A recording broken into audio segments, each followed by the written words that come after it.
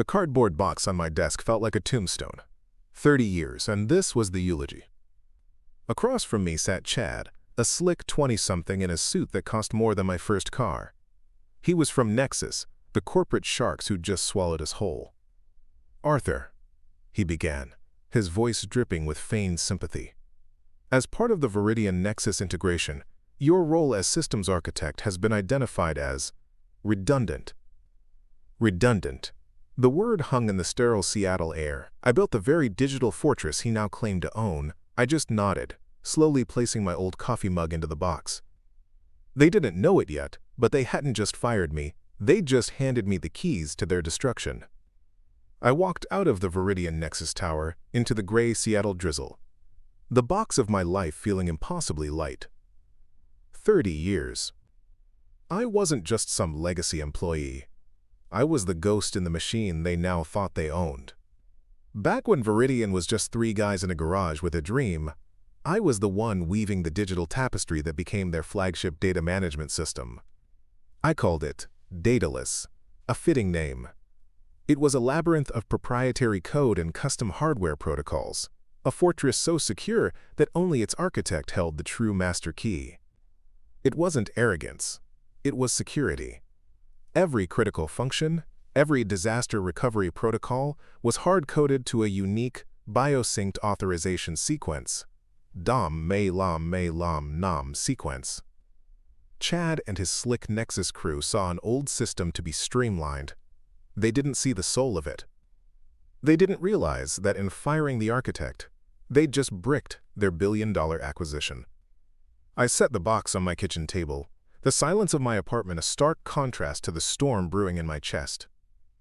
I poured a whiskey, neat. My phone lay dark on the counter. For now. The whiskey burned, but it was a familiar fire, unlike the cold rage that had settled deep in my bones. My fingers traced the rim of the glass as I stared at an old photo I'd pulled from the box. Me, Richard, and Frank grinning like idiots in that freezing garage. We were practically kids, running on caffeine and the insane belief we could change the world with ones and zeros. Richard was the visionary, Frank the salesman. I was the builder. My wife used to call Veridian the other woman. In the end, she was right. She left, taking our daughter with her. I stayed, building. The reason for my obsession came in 2008. A rival firm had almost gutted us. We lost millions in a single night. I found the back door they used, a tiny flaw in an off-the-shelf security package. I stayed awake for 72 straight hours, patching, rebuilding, fortifying. When it was over, Richard, the original CEO, found me slumped over my keyboard. He looked at me, his eyes hollowed out with exhaustion and fear. "Never again, Arthur," he'd said, his voice raspy. "Build me a fortress, something that answers only to its creator, something they can never, ever take." That was the genesis of Dataless. It wasn't just a system, it was a blood oath. I wove my own digital DNA into its core. The biosync wasn't a feature, it was a covenant. My fingerprint, my retinal scan, even the specific cadence of my heartbeat, logged through a custom peripheral on my old terminal. It was the ultimate failsafe, designed to protect Richard's dream. The dream I'd sacrificed my own family for. Richard understood sacrifice. He saw the company not as an asset, but as a legacy. He died 2 years ago, a heart attack at his desk. His children, seeing only the asset, sold to the highest bidder, to Chad's people. They inherited the fortress, but never bothered to ask who held the master key. They saw the old hardware, my custom terminal, as legacy junk. They probably threw it in a dumpster, thinking they could just port everything to their generic cloud infrastructure. Fools. They didn't understand. Dataless isn't on their servers. Dataless is the servers. It's a living system, hard-coded into the very architecture of the building's data center. You can't migrate it. You can only ask it for permission. And it only answers to me. I took another slow sip of whiskey. The silence in the apartment was profound. My phone remained dark, but I knew the quiet was the sound of a billion-dollar company slowly suffocating. Let them gasp for air. The call came at 8:03 a.m. the next day. I let it ring 3 times before answering. I was sitting at my home terminal, a custom-built machine that mirrored the one they'd likely thrown in the trash.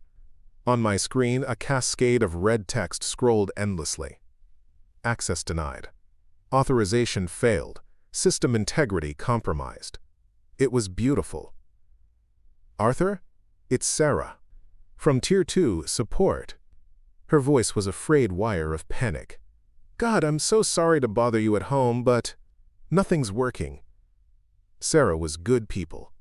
Young, smart, always willing to learn. She was one of the few who treated me with respect instead of pity. What's not working, Sarah? I asked. My voice calm, sipping my coffee. Everything, she blurted out. The primary archives are locked. The nightly backups fail to initiate. We can't even run diagnostics. It's like the whole system is holding its breath. It's demanding a primary authorization from a terminal that doesn't exist anymore. Your terminal. I swirled the coffee in my mug. That does sound like a problem. Have you spoken to your new systems architect? Chad? She practically spat the name. He just keeps yelling about migrating to the Nexus cloud. But we can't migrate data we can't access. Arthur, please, do you have any idea what could be causing this? I'm sorry, Sarah, I said, and I genuinely was for her. My position was made redundant. I no longer have access or insight into Veridian-Nexus systems. You'll have to go through the proper channels. I hung up before she could plead further. Collateral damage. It was a shame. 2 hours and 7 missed calls later, a new name flashed on my screen, Chad. This time, I answered on the first ring, Vance. Arthur. Finally, he said, the false bonhomie already cracking. We seem to be having some minor legacy system issues. Sarah mentioned she spoke to you. She did, I said. Well, we need you to come in. There's a handshake protocol that seems to be failing. We need you to authorize it so we can get on with our migration. The arrogance was astounding. He wasn't asking, he was telling. I don't work there anymore, Chad. You made sure of that. A pause. I could hear him breathing. The sound of his pristine world starting to tilt. Look, I'm prepared to authorize a 1-day consulting fee. $500. For your time. I laughed. It wasn't a happy sound. $500? You bought a billion-dollar company, and you can't even turn on the lights. The problem isn't a handshake protocol, Chad.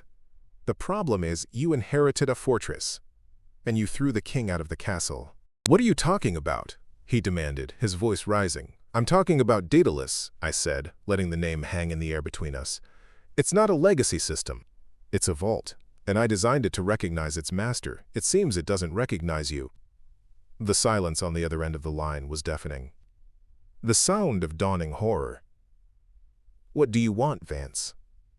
He finally whispered, the arrogance completely gone, replaced by the naked fear of a man staring into a career-ending abyss. Want? I leaned back in my chair, watching the red error codes multiply on my screen. You should have thought about that before you called 30 years of my life redundant. I don't want anything from you, but you're going to want to listen very carefully to what I'm about to say next. I'm not giving you a list of demands, I said, my voice as flat and gray as the Seattle sky.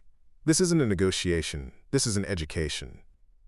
Daedalus is more than code. It's a covenant, hardwired into the building itself. It's intertwined with the power, the HVAC, the physical security. Unplug a server, and it'll see it as a hostile act. I heard a sharp intake of breath. And that terminal you hauled away? The one with the custom peripherals? That was the keyhole. It wasn't just a password, Chad. It was syncing to my biology. My fingerprint. My retinal pattern. The rhythm of my heart. It's a dead man's switch, and you just told it I was dead. This is insane, he stammered. This is sabotage. Wrong. I cut him off. It's security. The security Richard Veridian paid me to build. He wanted a system loyal to its creator, one that couldn't be hijacked or sold out. You bought the castle, but you don't have the bloodline. To Daedalus, you are the intruder. "Our teams will find a way in," he blustered, a pathetic attempt to regain control. I almost pitied him. "Your teams are looking for a door in a wall of solid steel. Any attempt at a brute force entry will trigger the final protocol. I call it scorched earth. In precisely 12 hours from the initial lockout, Daedalus will begin a recursive data purge. It won't just delete files. It will write junk data over every sector, then fry the drives. There will be nothing left. No backups, no client data. Just a billion-dollar crater." The silence that followed was thick with failure. "What do you want?" he finally asked, his voice a broken whisper. "For now?" "I want you to go to your new corner office," I said. "I want you to call your board. I want you to explain to them, in excruciating detail, how your first major decision was to fire the one man who could keep their investment from turning into a pile of smoking plastic. You have my number. When you're ready to stop playing boss and start begging, you can try calling again." I disconnected the call, leaving him alone with the sound of his empire crumbling. The red text on my screen kept scrolling, a digital heartbeat counting down. The silence on my end was tactical. The silence from their end was a symphony of chaos. I could almost hear it through the fiber optic lines. Panic in the server rooms. Shouted conference calls. The frantic scrabbling of overpaid consultants trying to pick a lock that had no keyhole. My home terminal continued its slow, steady scroll of red failure codes, a placid EKG monitoring a dying patient. The 12-hour countdown wasn't just a threat. It was a promise I'd made to a dead man. The Scorched Earth Protocol was the system's final act of loyalty. For 3 hours, nothing, no calls. This was the Phase 1 expected, the bluster. They'd have their tiger teams, swarming Daedalus, running every diagnostic, every penetration test in their arsenal. I watched their efforts on my private monitoring feed. It was like watching ants trying to break into a bank vault with toothpicks. Every failed attempt was logged, analyzed, and deflected. Daedalus wasn't just a passive wall. It was an active defense system. It was learning their methods, hardening its perimeter with every assault. They weren't breaking it down. They were making it stronger. My phone finally rang at 11:17 a.m. It wasn't Chad. The caller ID showed the Veridian-Nexus main switchboard. I let it ring twice, then answered with a simple, "Yes." "Mr. Vance, this is Evelyn Reed."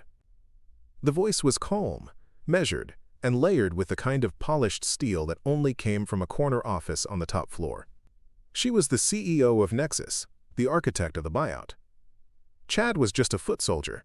This was the general. "I believe we have a situation that requires a more direct conversation." "You have a situation, Ms. Reed," I corrected her. "I have a cup of coffee and a view of the rain." I heard a faint sigh, the sound of carefully managed impatience. "Let's dispense with the theatrics. I've reviewed your personnel file. 30 years of loyal service. I find it difficult to believe you would intentionally sabotage the company you helped build." "You find it difficult to believe?" "I find it difficult to believe my life's work was dismissed as redundant by a child in a $1,000 suit." "You didn't buy a company, Ms. Reed. You bought a black box, and you threw away the instruction manual. Daedalus is performing exactly as designed, to protect Veridian's data from unauthorized access, and right now, that's you." "Your actions are illegal," she stated, her voice dropping a degree. "This is corporate extortion." "Is it?" I took a sip of my coffee. "I haven't demanded a penny. I haven't logged into your systems. I'm just a private citizen in his apartment. The fact that my termination triggered a security protocol designed by the company's founder is a matter for your IT department, not the police. I have the signed project charters from Richard Veridian himself. Every line of that code was authorized." The line went quiet. That was the sound of her lawyers whispering in her ear on mute, confirming that my legal position was as fortified as my code. She had nothing. "What is the point of this, Arthur?" she finally asked, using my first name. A calculated shift from intimidation to feigned intimacy. It was pathetic. "The point," I said, my voice hardening, "is that you don't get to erase a man's legacy and expect him to hand you the keys to his kingdom as he leaves." You and your people acted with arrogance and disrespect. Now you will learn the consequences. Name your price, she said, the words tasting like ash in her mouth. This isn't about a price. Not yet. This is about establishing the new terms of our relationship. You see, I'm no longer your employee. As of this moment, I am your only mission-critical vendor. And my terms are non-negotiable. I let that sink in. I was no longer the supplicant. I was the supplier of the one thing they couldn't function without. Their own data. What are your terms? She asked.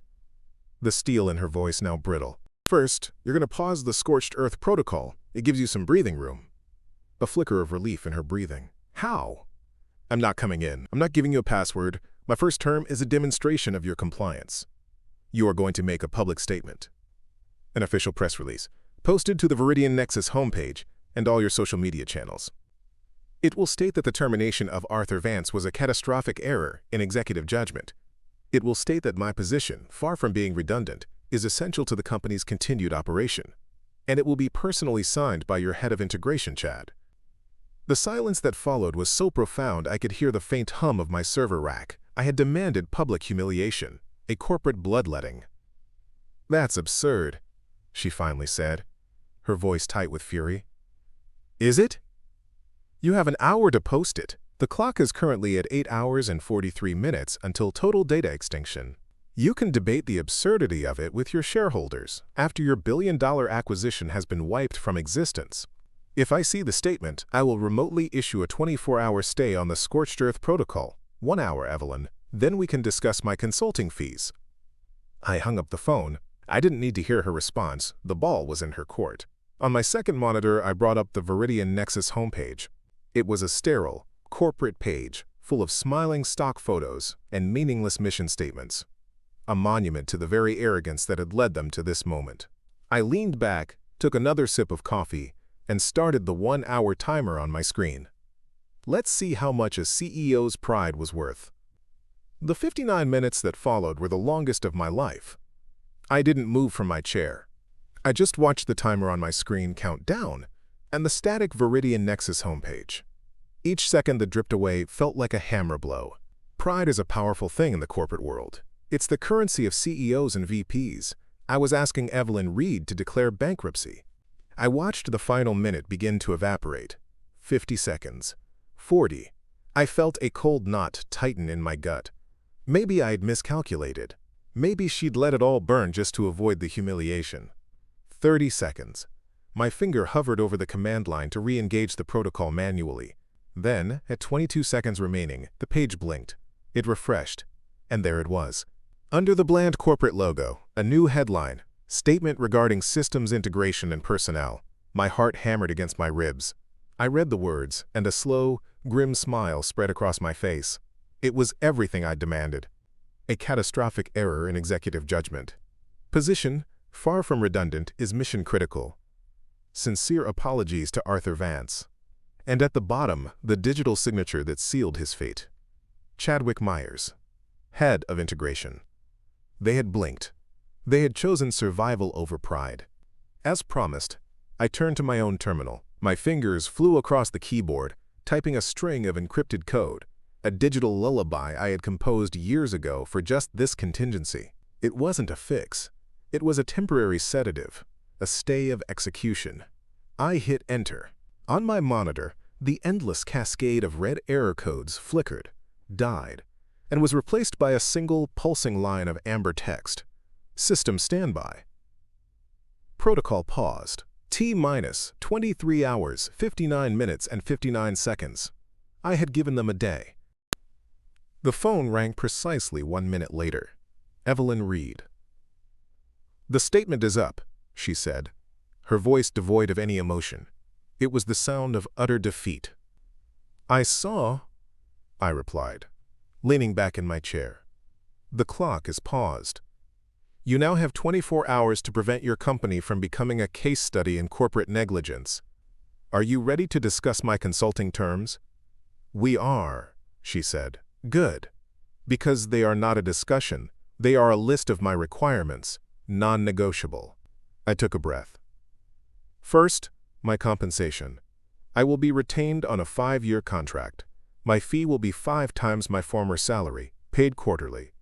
In addition, I will receive 1% of the company's net profits, vested immediately. I'm not an employee, Evelyn. I am a shareholder with a single, vital share.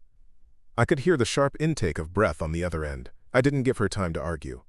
Second, my position. You will create a new role, Chief Legacy Architect.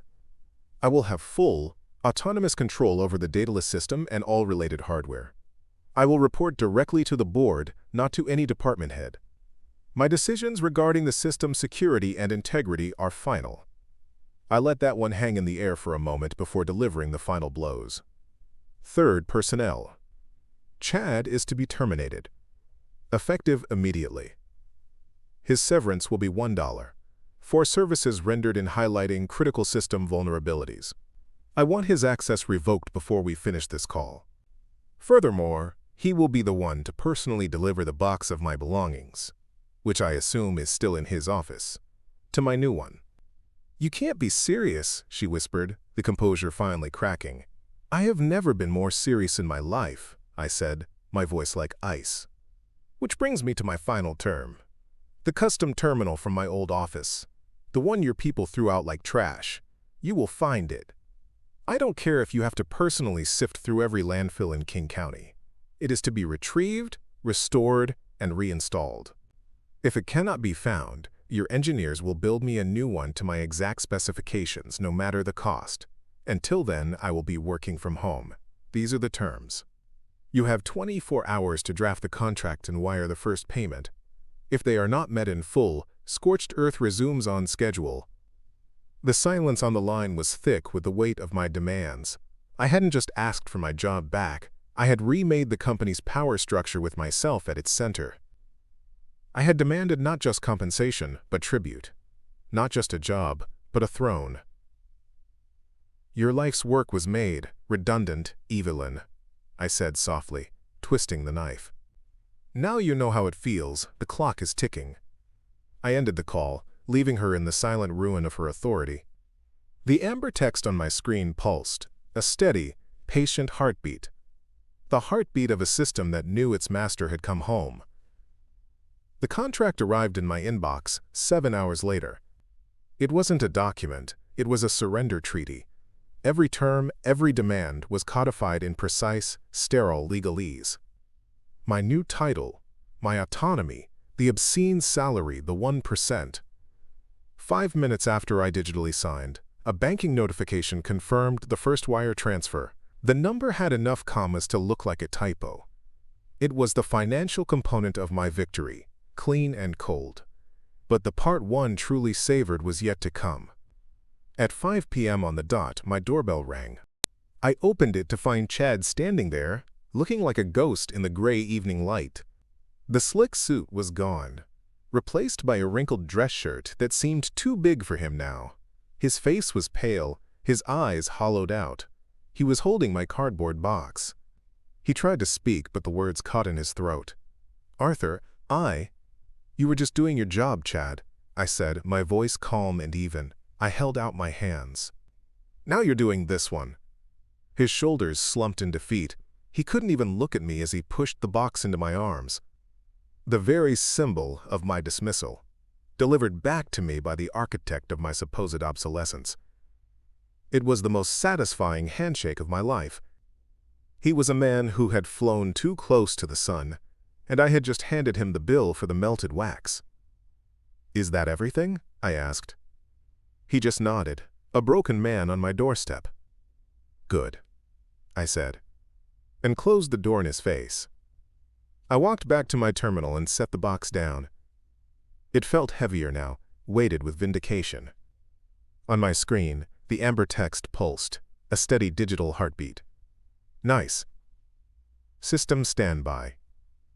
I reached into the box and pulled out my old coffee mug. It was chipped, stained, and perfect. A relic from a past they had tried to erase, now the scepter of my new kingdom. I hadn't just gotten my job back. I had taken the company. They just didn't know it yet. The war was over, but the reign was just beginning. What would you do if you were in my shoes and they came crawling back for those keys? Tell me your price and your conditions in the comments.